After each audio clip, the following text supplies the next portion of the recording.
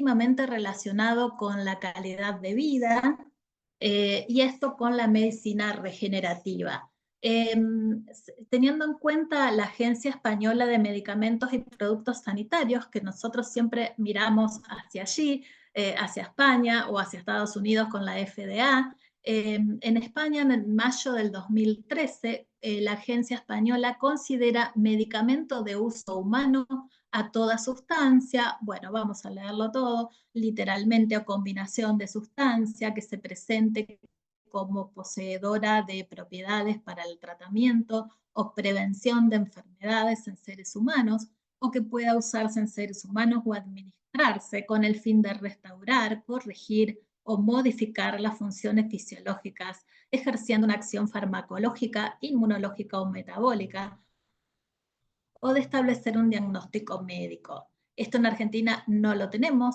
las regulaciones están recién formándose, están en un estado bastante alejado a lo que tienen ustedes, pero somos nosotros los bioquímicos los que le damos importancia a esta jeringa que es solamente el PRP que le vamos a ofrecer al médico para que haga el tratamiento. Esta jeringa con este líquido, con este plasma rico en plaquetas, debe tener garantía de calidad, eficacia, trazabilidad, farmacovigilancia y además darle una correcta información al paciente. Pero, ¿qué diferencia hay entre ese líquido, esa jeringa con el plasma rico en plaquetas y un medicamento de uso, un medicamento farmacéutico, un medicamento industrializado, donde tenemos un inserto donde nos dice la concentración de cada compuesto activo, de cada principio activo y los excipientes que posee ese medicamento que vamos a comprar a la farmacia. Esto, así presentado en una bandejita, es solamente un plasma rico en plaquetas autólogo, porque por supuesto que seguimos todos los protocolos de bioseguridad y confirmamos que ese es el plasma del paciente. Pero nada más, no podemos darle eso al médico para que inicie el tratamiento. Nosotros, los bioquímicos, consensuamos con el médico si comprendemos la biometría hemática, podemos indicar y podemos conocer la celularidad de esa dosis que va a recibir el paciente. Así los tratamientos van a ser más personalizados. Comenzamos, por supuesto, desde el principio, eso proviene de la sangre. La sangre está compuesta por elementos sólidos y por elementos líquidos. Dentro de los sólidos tenemos los glóbulos rojos, los glóbulos blancos y las plaquetas. Y el líquido es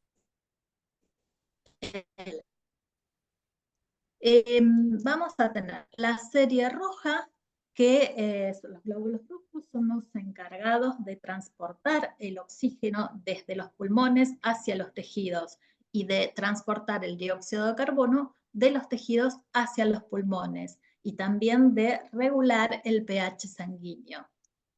Los glóbulos rojos o la serie blanca, también llamados leucocitos, que podemos tener diferentes patologías con leucocitosis o leucopenia, y las plaquetas o trombocitos, que son la estrella de estos medicamentos de uso biológico, estos medicamentos autólogos.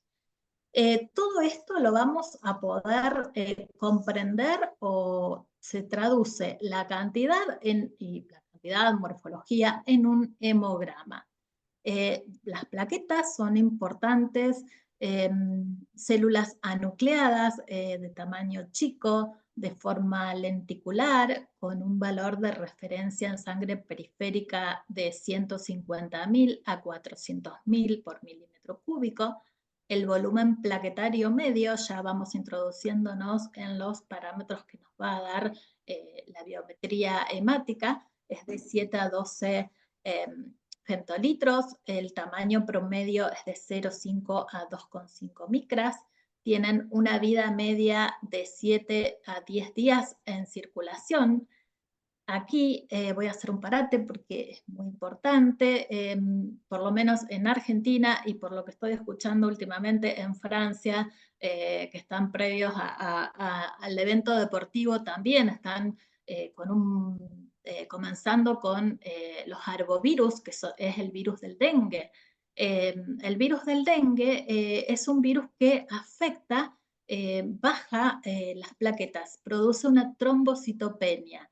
Entonces, siempre en la anamnesis que le vamos a hacer al paciente, vamos a tener que preguntarle, porque quizás lo pasa por alto, dice, ay, tuve dengue, acá hubo un brote muy importante y tuvimos que reprogramar turnos, porque un paciente con una trombocitopenia debida al virus del dengue, en 7 o 10 días ya se producen nuevamente las plaquetas a partir de las células madre en la médula ósea, por la trombocitopoiesis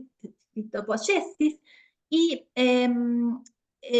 por precaución siempre esperamos, o porque a lo mejor el paciente no sabe cuándo comenzó, más de repetirle las plaquetas, por supuesto, reprogramamos el turno para aproximadamente 20 días después del inicio del dengue. ¿Qué funciones tienen las plaquetas? Bueno, van a actuar en la coagulación y en la facilitación de la cicatrización de heridas. Por eso, ante una herida, fisiológicamente van a ir al sitio y van a comenzar con la cicatrización. Nosotros lo que vamos a hacer es acelerar esa cicatrización o disminuir el tiempo de cicatrización. ¿Y cómo lo hacen? A través de los gránulos alfa que tienen en su interior, que liberan los factores de crecimiento. Bueno, acá empezamos con la parte bioquímica, que a los bioquímicos nos encanta dividir en etapas los procesos. Es más, yo acá les cuento etapa preanalítica, pero también tenemos la etapa preanalítica. Esta etapa la compartimos con el médico, el médico hace en realidad una anamnesis exhaustiva, indica análisis de laboratorio. Entonces, aquí ya se puede dar criterios de exclusión, que el paciente es candidato o no es candidato para un tratamiento de PRP.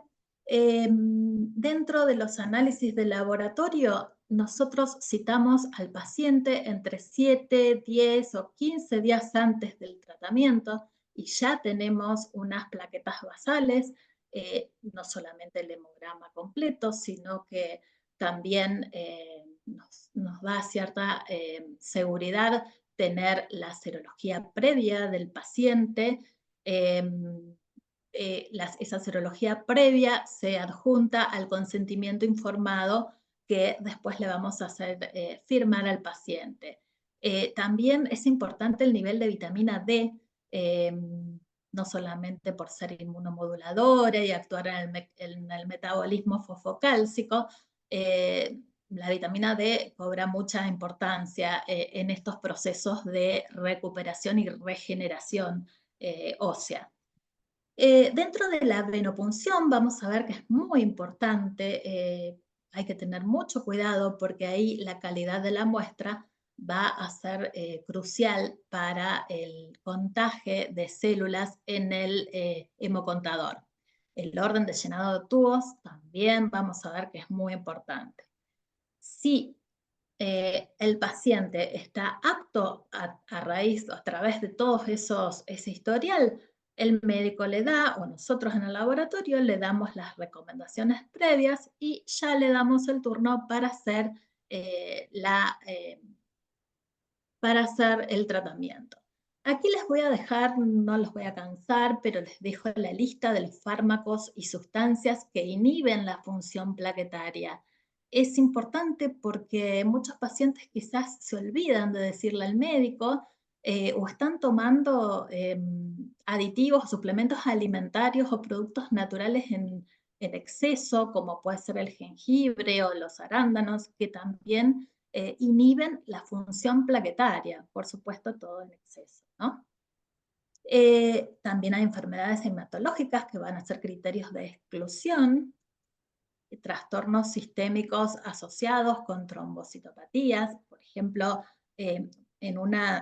con una uremia alta, un paciente no puede ser, van a tener que elegir otro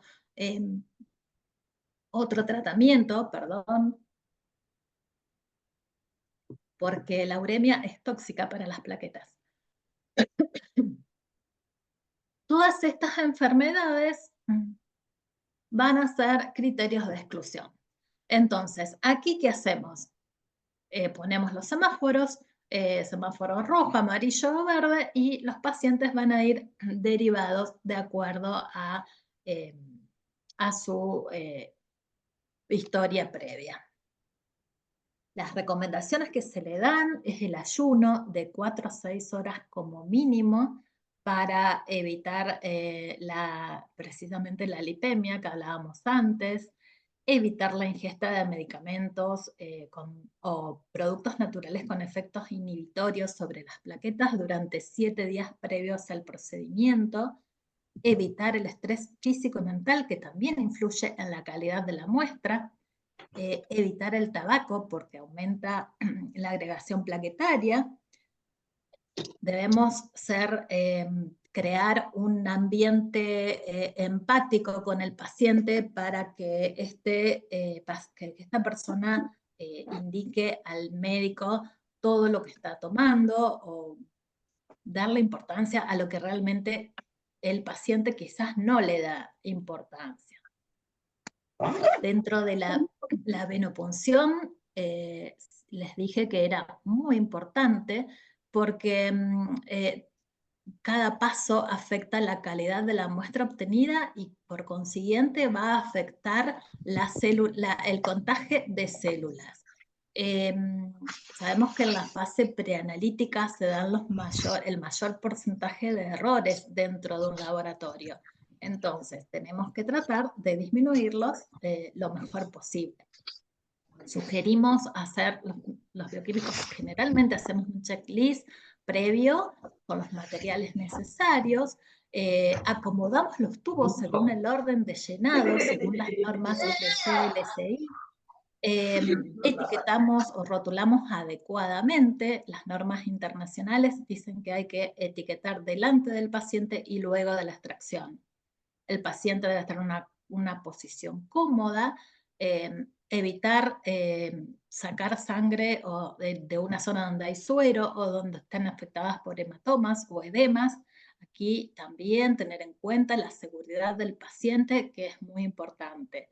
El tiempo y la distancia donde colocamos el lazo también es importante, porque si podemos comprometer la circulación, la acumulación de fluidos que va a alterar el resultado de ese hemograma. Y además, si el calibre de la aguja es inadecuado o la extracción es dificultosa, fíjense qué problema tan grande puede traer, porque ya se puede desencadenar la cascada de coagulación durante el procedimiento. Entonces, tener en cuenta la venopunción. Y aquí es una fotográfica donde, según el Instituto de Estándares Clínicos y de Laboratorio, primero el tubo de citrato de sodio o ACD con anticoagulante, luego los tubos sin anticoagulantes y por último el tubo con ERTA para el conteo o el contagio basal. Cada muestra es única y como tal debe ser estudiada. Los contadores hematológicos vienen, últimamente tenemos muchas variedades de contadores hematológicos de distinta complejidad. Tenemos que van a medir de 15 a 20, 21 parámetros, de 3 a 5 poblaciones leucocitarias, pero eso no es lo importante. Fíjense que con este contador se puede tranquilamente hacer hemogramas. Lo importante es el control y el conocimiento del instrumental.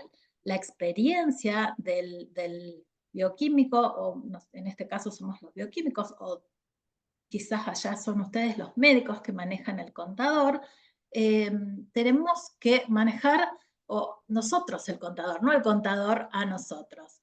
Entonces va a haber distintos métodos por impedancia, por conductividad, por luz láser. La luz láser son de última generación para ver la morfología y la superficie de los glóbulos blancos. Algunos pueden llegar a medir o a tener más alarmas que otros, y en eso tenemos que estar muy atentos. Por eso tiene que ser personal avesado. Anteriormente lo hacíamos con métodos semiautomáticos, o también hasta lo hemos hecho con métodos manuales en otras épocas, y no tenemos que dejar de lado el frotis. Sabemos que si hay alguna incoherencia, alguna alarma que nos está sonando y no entendemos, nosotros tenemos que hacer siempre el frotis. Entonces les decía que puede ser métodos de impedancia, dispersión por láser o combinados. Los parámetros que vamos a ver en el hemograma. Los relacionados con la serie roja. El número de glóbulos rojos, la hemoglobina, la hemoglobina es por un método directo, mientras los otros parámetros van a ser por métodos indirectos. Por eso la hemoglobina es muy importante dentro de la serie roja.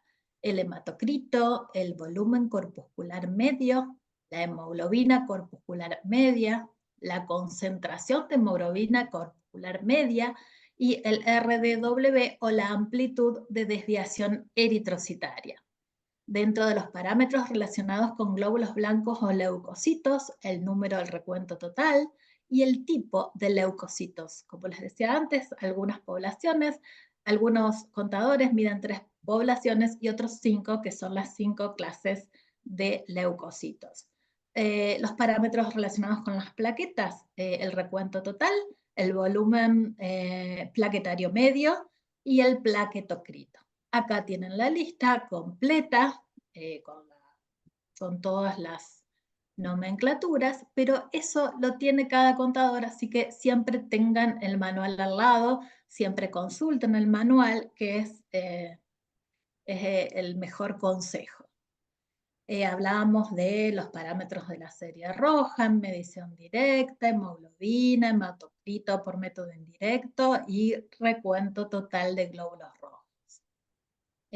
Repetimos los índices: volumen corpuscular medio, hemoglobina corpuscular media, concentración de hemoglobina corpuscular media. El ancho de dispersión de eritrocitos es la medida de dispersión de la población eritrocitaria en función con su tamaño, y esto es importante para diferenciar una anemia microcítica o macrocítica. También tenemos distintas variables con un RDW normal, un volumen corpuscular medio disminuido, puede ser una beta-talasemia, una anemia de procesos crónicos, con un volumen corpuscular medio normal, puede ser por quimioterapia, por leucemias, hemorragias, mielotoxicidad, diabetes. El volumen corpuscular medio disminuido, que faltó la flechita, puede ser por anemia aplásica o por un síndrome preleucémico.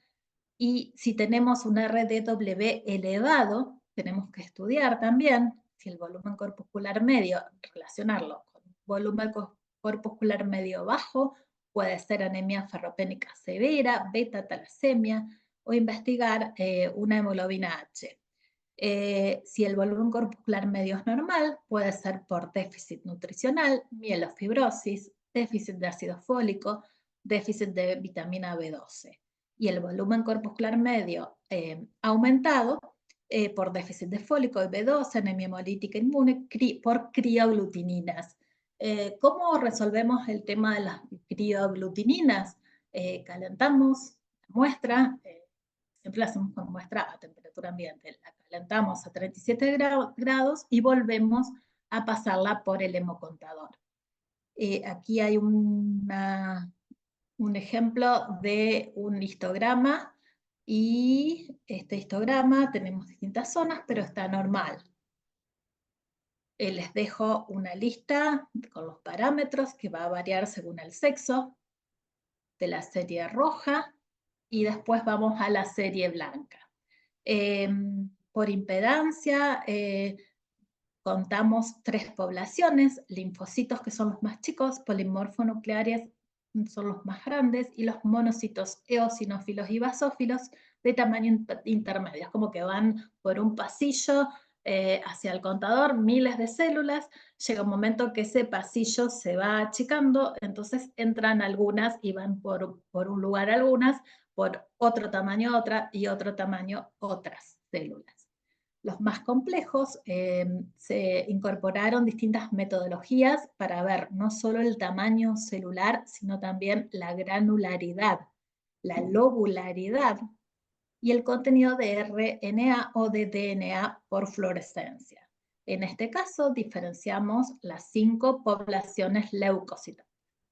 El valor de referencia en un adulto normal es de 4.000 a 11.000 por milímetro cúbico.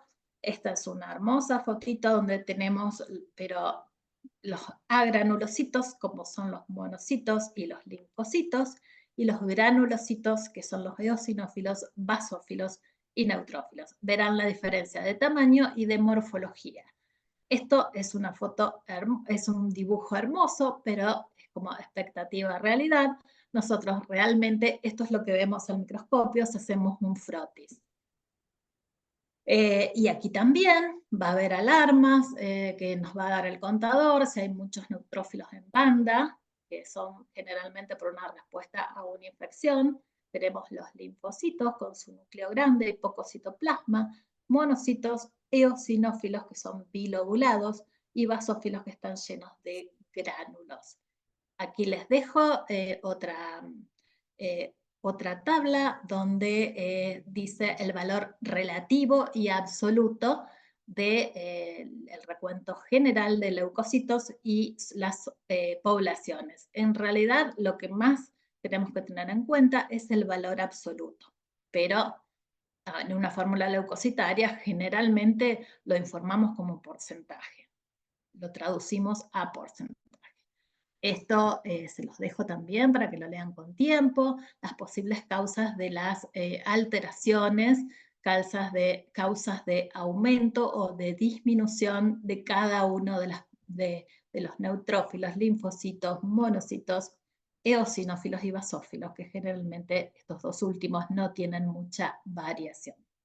Y llegamos a la serie plaquetaria, donde el recuento total es la cantidad media por microlitro es entre 150.000 y 400.000. Tenemos que tener en cuenta aquí las interferencias in vitro. Cuando hay un aumento, que sería una trombocitosis, puede ser por fragmentos citoplasmáticos de células leucémicas, que se cuentan como plaquetas por tamaño, por concentraciones de EPTA demasiado elevadas. Esto últimamente no pasa mucho porque comercialmente ya vienen los tubos con la concentración adecuada y el volumen ya adecuado para que, enrasado, como para que podamos evitar estos errores. También puede haber microcitos que se pueden contar como plaquetas por el tamaño. Si encontramos trombocitopenia, una disminución de plaquetas, puede ser por una aglutinación de plaquetas. Generalmente también depende del EPTA, una mala extracción, que se vaya coagulando en el momento de la extracción. Ahí se traduce la agregación debido a la activación e incipiente coagulación de la muestra, o por una mala homogeneización de la muestra. Sabemos que cuando sacamos un hemograma tenemos que homogeneizarla entre 15 a 20 veces si es manualmente, o si no tenemos el instrumento adecuado. Puede haber causas de trombocitopenia, causas inmunológicas como la púrpura trombocitopénica, el síndrome de Evans, el síndrome antifosfolipídico, otras patologías. Trombocitopoiesis ineficaz en anemia perniciosa, en hemoglobinuria paroxística nocturna, por drogas antineoplásicas. puede haber destrucción no inmune por sobreconsumo. Esto se ve en sepsis, en coagulación intravascular diseminada, en una infección por HIV también lo podemos encontrar. Y no se me, y me quedó ahí.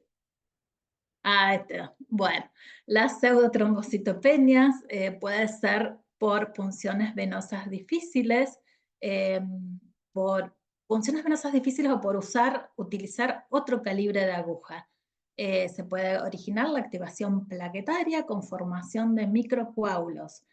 Lo que les contaba antes, la agitación insuficiente.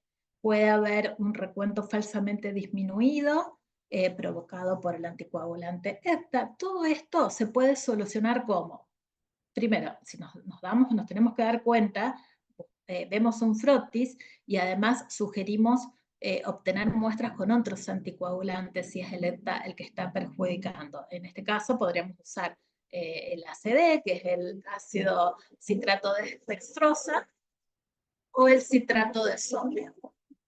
Trombocitosis en diferentes patologías, cuadros inflamatorios crónicos, recuperación de procesos infecciosos, hemorragia aguda, déficit de hierro, post-esplenectomía, puede ser trombocitosis con alza progresiva y sostenida asociada a síndromes mieloproliferativos crónicos, a leucemia mieloide crónica, policitemia vera, y especialmente a trombocitosis esencial.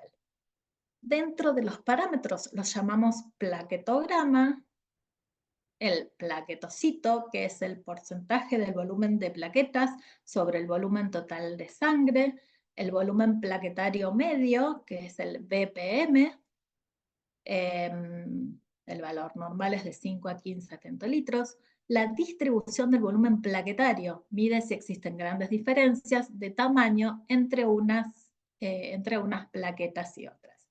Y por último, el porcentaje de plaquetas grandes, que puede ser hasta un 35%. Un aumento, volvemos a lo mismo, por agregados plaquetarios, plaquetas gigantes o microhematíes, o fragmentos hemáticos que se pueden contar. Los histogramas de plaquetas que nos da el contador hematológico, tenemos que tener en cuenta dos alarmas, las alarmas de baja y la alarma alta. La alarma en la zona baja, microplaquetas, las posibles causas son microplaquetas, hemólisis, fragmentos celulares, crioglobulinas, residuos en la apertura del aparato. La alarma en la parte alta, no sé si ven mi puntero. Bueno, acá es una curva que si vemos está dividida en la UD, que es la upper alarma, se debe a la acumulación de datos entre los 20 y los 40 femtolitros. Las probables causas pueden ser acumulación de plaquetas, macroplaquetas, eritrocitos de tamaño casi como las plaquetas, microcíticos les llamamos, agregados plaquetarios o fragmentos de eritrocitos. Aquí tenemos un histograma normal de plaquetas. Repetimos, el anticoagulante EPTA es muy importante. El tiempo de proceso es otro tema, otro ítem que vamos a tener en cuenta. Siempre lo tenemos que hacer antes de las 4 horas. Cuanto antes, mejor. La temperatura de la muestra tiene que estar a temperatura ambiente. Si tenemos una muestra fría, la ponemos en la heladera 4 horas y después la sacamos, vamos a tener ese histograma más comprimido. Debemos tener en cuenta la limpieza, calibración y ubicación del equipo. La ubicación la va a dar generalmente el técnico que viene a colocar el aparato dentro del laboratorio. Y la limpieza y calibración depende de nosotros. Todas las jornadas, todos los días al empezar la jornada debemos pasar los 3 calibradores de los distintos niveles. Podemos tener pseudotrombocitopenia. Normalmente hay una de cada 1000 personas. Las demás son todas causas por las extracciones dificultosas o por el anticoagulante. Acá les muestro un histograma de plaquetas normal en el izquierdo. con el ancho de distribución plaquetaria y algunas plaquetas mayores, que en este caso mayores a 12 femtolitros, que es normal. Pero en el lado, en la figura 2 de la derecha, es un histograma patológico porque tenemos ya 2.416.000 plaquetas por microlitro y tenemos todos los demás parámetros también alterados.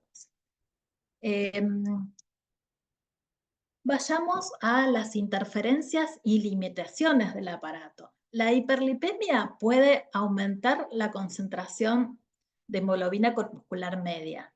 La hiperleucocitosis mayor de 50.000 puede elevar los resultados de hemoglobina, hematocrito, concentración de hemoglobina corpuscular media y volumen corpuscular medio. Esto lo tienen que tener anotado al lado del contador, cosa de darse cuenta por qué a la hora de tener datos que no condicen con los valores normales.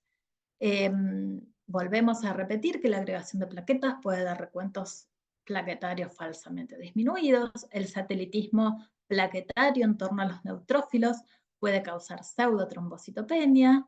Los agregados inducidos por Electa. Heparina, nunca usar heparina para un hemograma porque también produce agregación.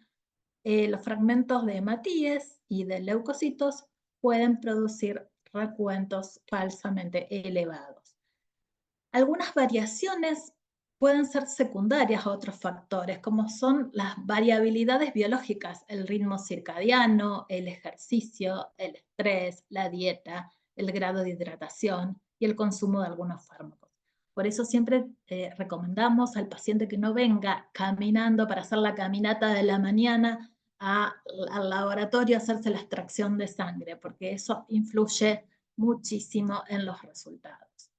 Les dejo un trabajo muy lindo que está en PubMed, lo pueden leer entero, pero en realidad nosotros vemos si el suero está lipémico, si el plasma o la muestra está lipémica, y esa muestra, esa lipemia puede ser por el no ayuno, que es la mayoría de los casos, o puede ser realmente porque tenga una hipertrigliceridemia o una hiperlipidemia de origen familiar y estemos, gracias a la aplicación del plasma, encontrando un hallazgo de un problema metabólico. En ese caso, lo que hacemos es recomendar al paciente que vaya de un médico especialista para tratar eso y después recién se podrá hacer el plasma.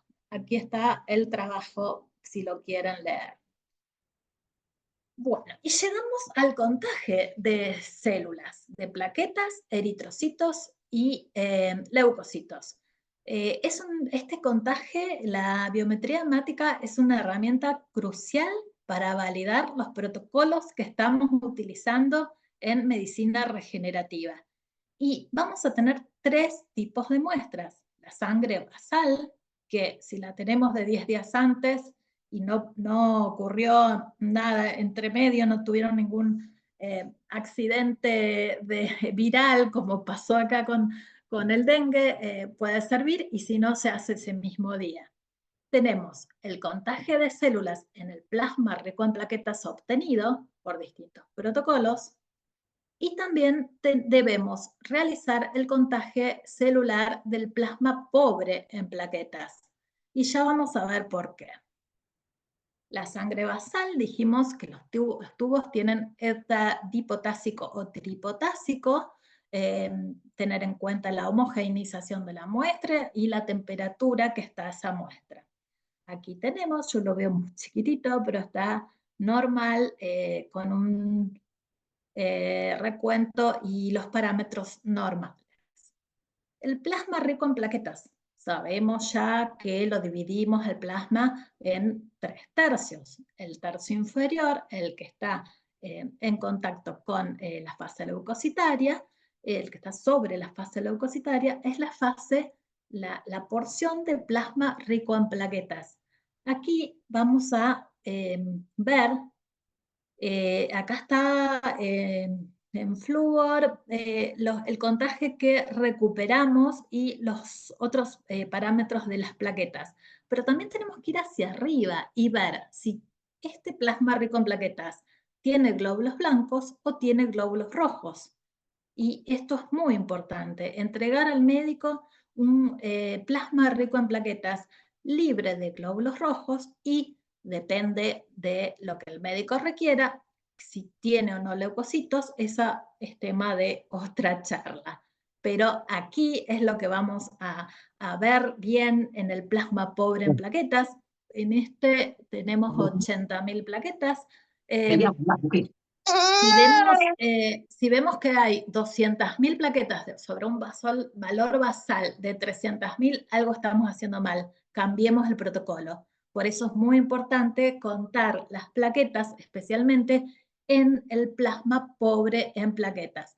¿Cómo hacemos? Separamos una alícuota, igual que para el plasma rico, ponemos una alícuota en el tubo Eppendorf y las contamos inmediatamente.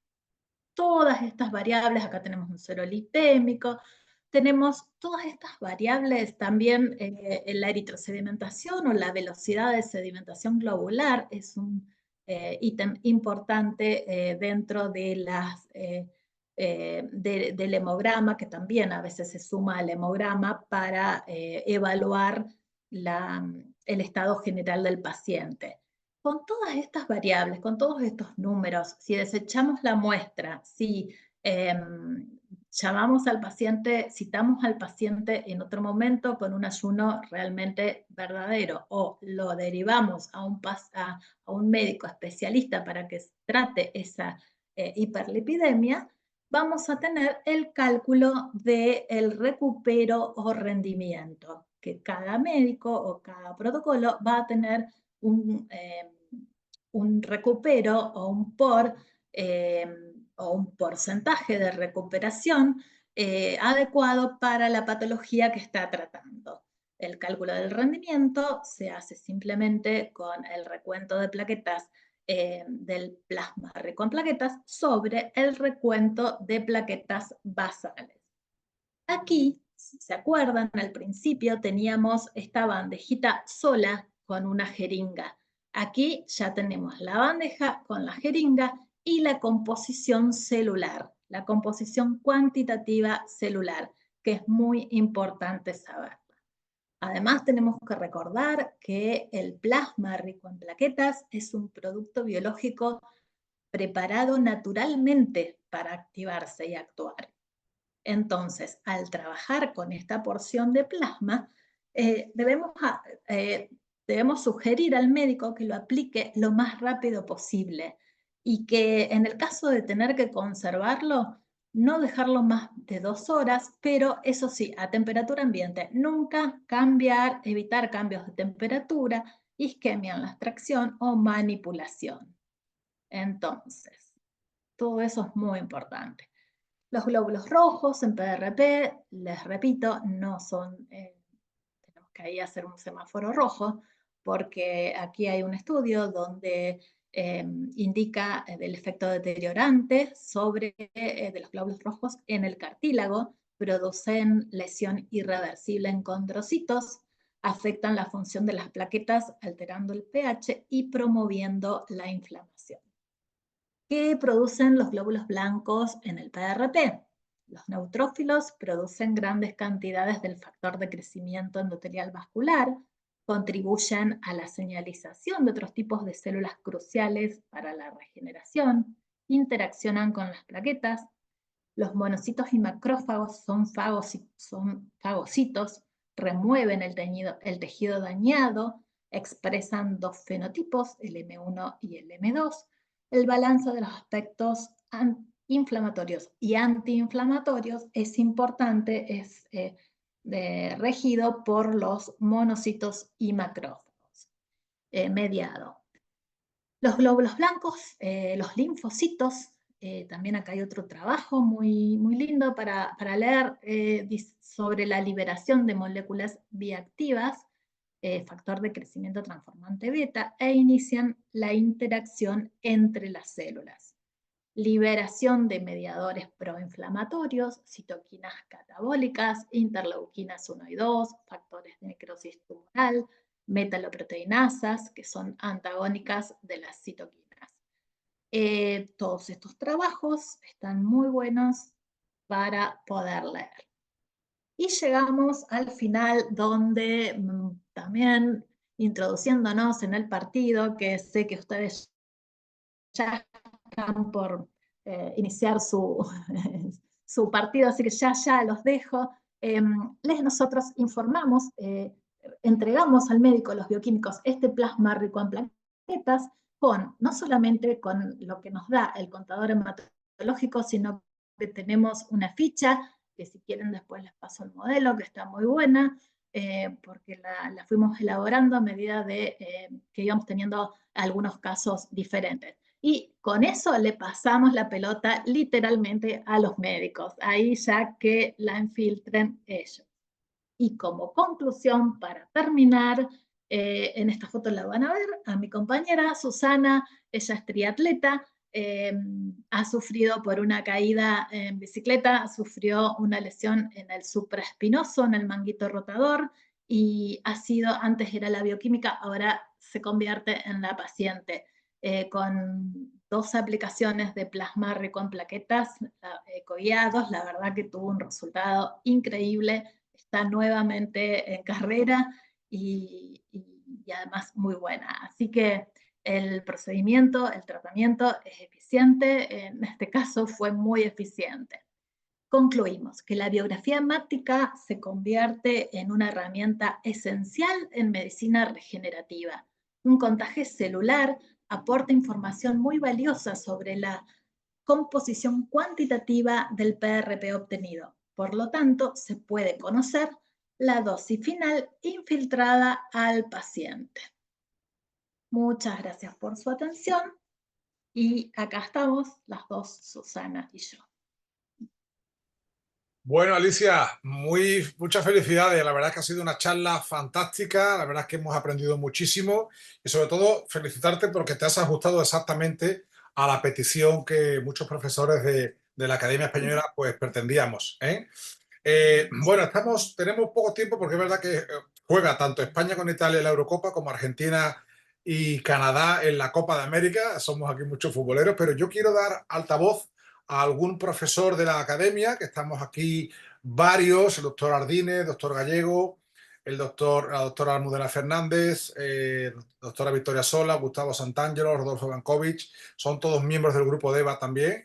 También están Gustavo y Nelly Celia. Bueno, si tenéis alguna pregunta, yo tengo varias, muchas, pero me gustaría daros voz primero a alguno. Por favor, si queréis encender vuestro micro o formulársela a la doctora. Y también les dejo mi mail, bioquímicaregenerativa@gmail.com, si quieren consultar y seguir debatiendo, porque celebro estos espacios que se generan con estos debates. Perfecto. Pues, ¿alguien tiene alguna pregunta?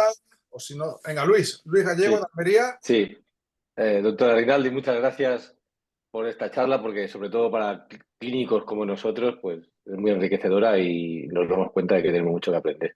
Mira, tengo dos preguntas. Una es sobre los monocitos, porque hay varios estudios que muestran su eficacia en la medicina regenerativa y hay algunos compañeros que los aíslan con unos sistemas comerciales que hay o simplemente por centrifugación.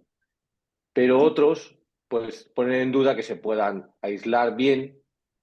Y entonces, ¿cuál es tu opinión sobre ello? ¿Pueden aislarse los monocitos? No hay mucha bibliografía y nosotras no tenemos experiencia en aislarlo. Me comprometo a buscar algo para ustedes. Muchas gracias. Y la otra es que he leído un estudio que dice que si tú coges el PRP y lo pones a 4 grados durante 10 minutos, estimulas la liberación de ciertos factores de crecimiento. ¿Qué piensas de ello?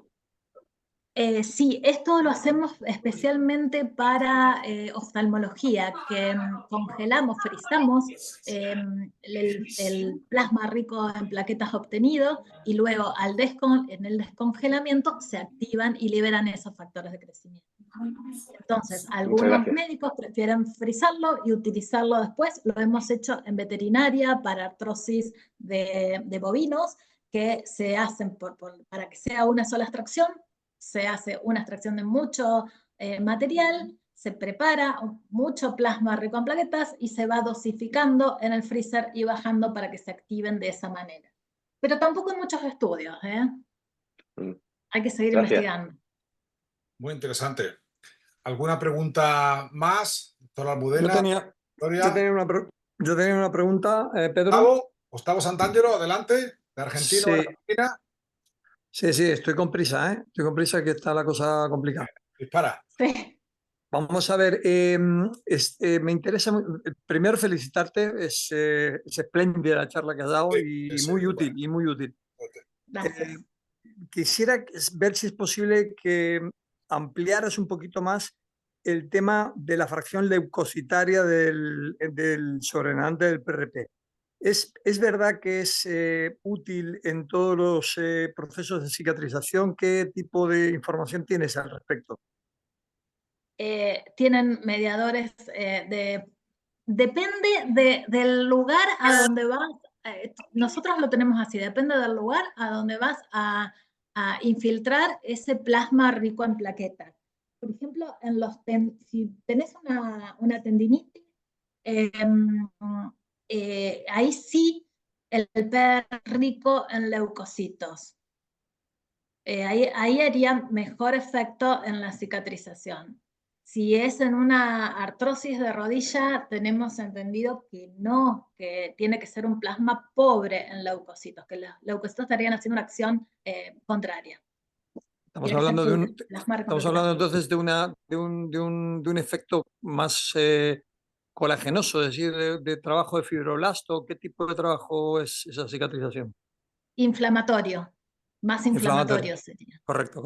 Es generar un proceso inflamatorio en todo. Un ambiente, claro. Por eso también cuando se hacen estos tratamientos, le pedimos al paciente, le recomendamos que no usen hielo, porque estamos desinflamando, ni tomen tampoco antiinflamatorios, porque vamos a estar inflamando y nosotros lo que queremos es inflamar y desencadenar todo el proceso. Muy bien. Muchas gracias. A vos.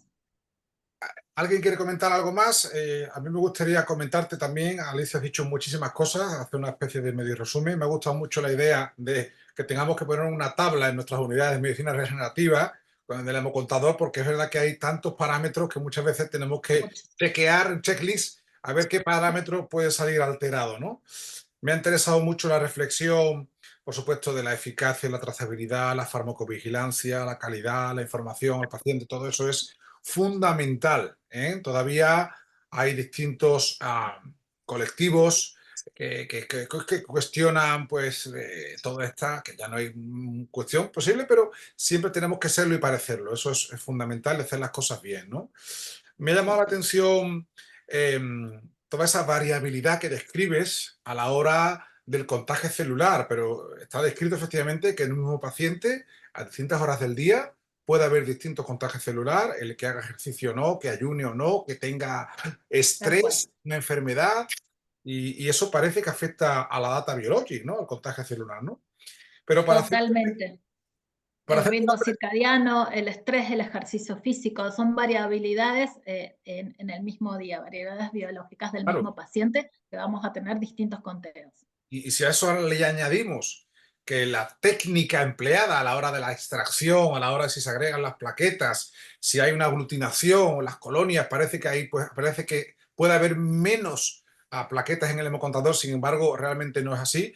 Esto va en relación con una publicación que acaba de hacer el inquietante y hiperactivo doctor Centeno de Regenex, ¿verdad, Luis? Que nos lo acaba de publicar, compartir de nuestro amigo Philip Mowley, que no sé por qué no está por aquí, hablando que ahora doctor Centeno cuestiona todo esto. O sea, ahora dice, ojo a todas estas pequeñas clínicas aquí presentes que estamos contando un hemocontador, lo estamos comprando.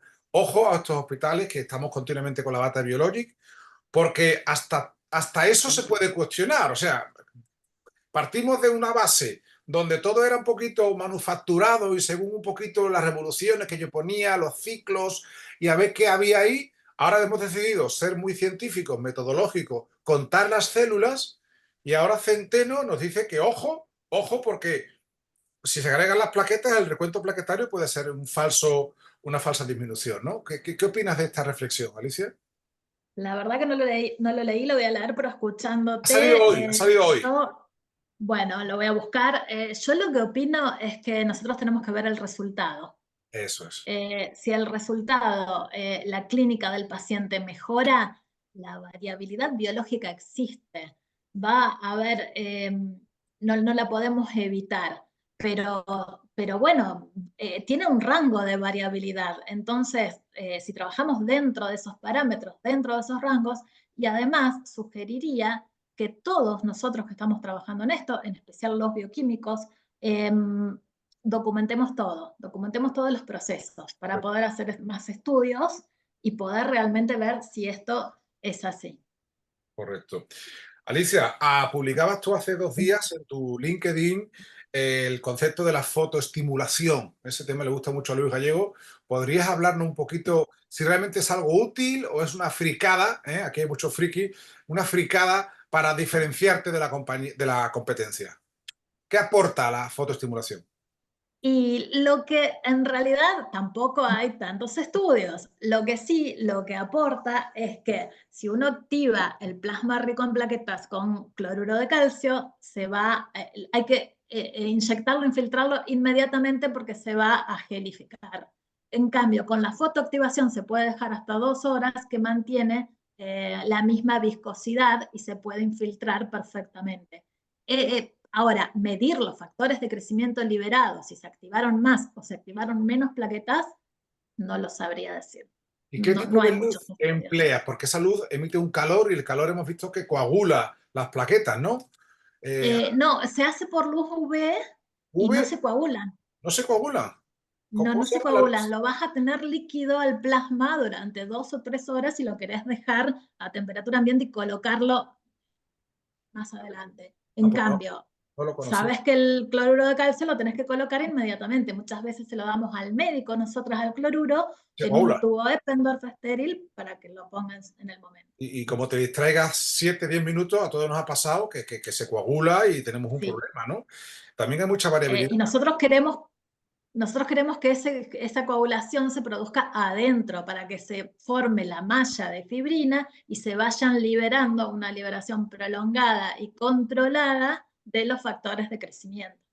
Perfecto. Otra pregunta. Bueno, el doctor Ignacio Dallo, compañero mío y muy activo, también argentino, no puede estar presente porque es el cumpleaños de su hijo, pero te quería hacer algunas preguntas sobre si utilizas algún tipo de clasificación, la clasificación de Miquel Sánchez a la hora de codificar códigos numéricos internacionales y el número de revoluciones por minuto, si hacéis doble spin. Esas preguntas me lo ha dicho él fuera de micrófono, si podrías respondernos.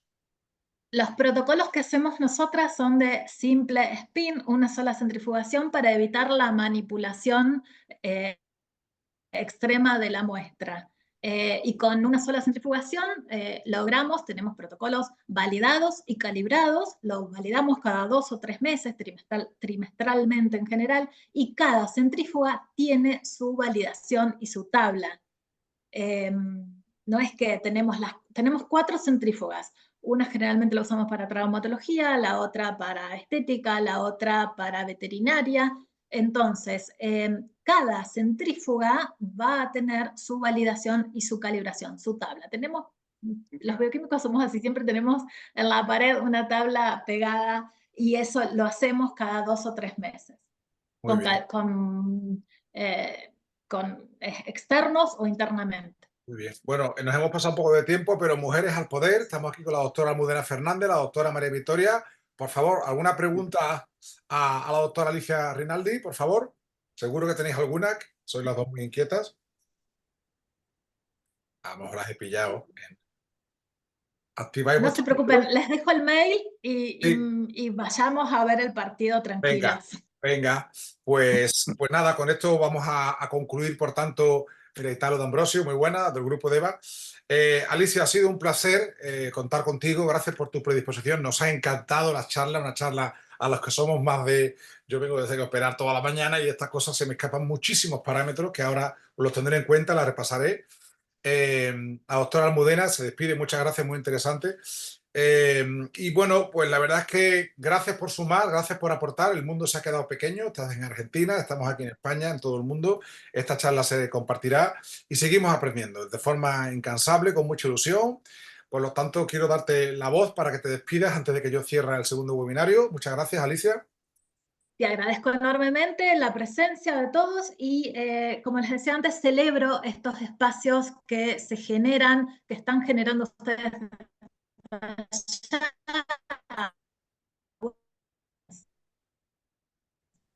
Gracias a todos, buenas noches y que gane Argentina y que gane España también. Muchas gracias, Alicia. Pues con esto, queridos amigos, damos por concluido el segundo webinario de la Academia Española de Medicina Regenerativa. Los profesores estamos preparando un programa fantástico en el curso y nos emplazaremos para el tercer seminario, que ya lo notificaremos por LinkedIn y por todas las redes sociales. Pues muchas gracias y que viva España, que viva Argentina y mucha suerte. Nos vemos, familia.